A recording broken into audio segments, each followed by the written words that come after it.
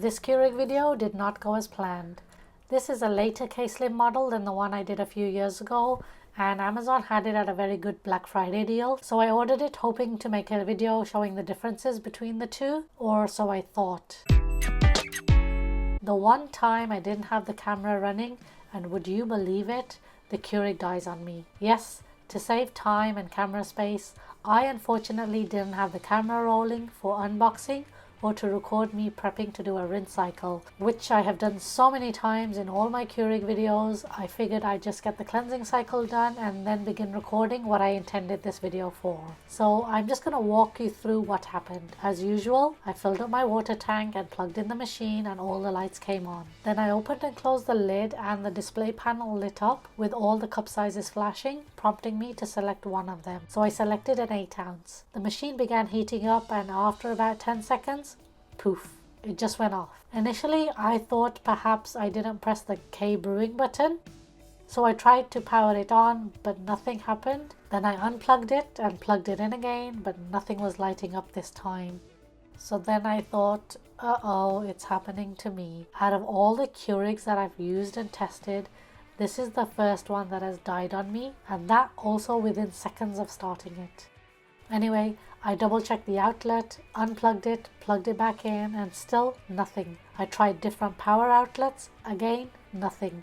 To make matters worse, I noticed that the top of the machine was hot to touch, the sides were fine, but I think whatever it was, it seems to have burnt out towards the top here. I did let it sit for about 30 minutes to cool down, hoping maybe it needed a reset, but it made no difference. I contacted Amazon customer services since I was still within the return replacement period, and they were very helpful, and they immediately arranged a replacement because the issue couldn't be resolved. But I was curious about what might have caused the problem, so I decided to do a little investigating on my own.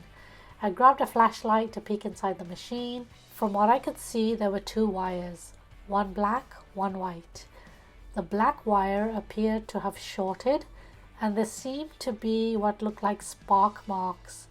Now, I'm no engineer or technician, so I can't say for sure, but that's the only visible clue I found that might explain the issue. Since I needed to return the machine to Amazon, I didn't want to pull it apart and risk voiding the replacement. But if any of you have insights or think this might be the cause, let us know in the comments. I'd love to hear your thoughts. This is not my regular tutorial or how-to video, but I did want to take a couple of minutes to share my experience with this brand new Keurig machine.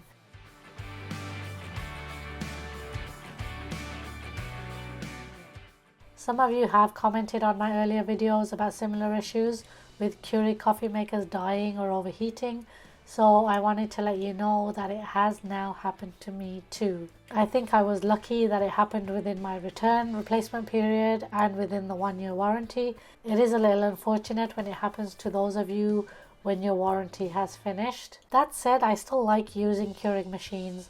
They're low maintenance, easy to use, and when you find the right coffee, they brew a great cup.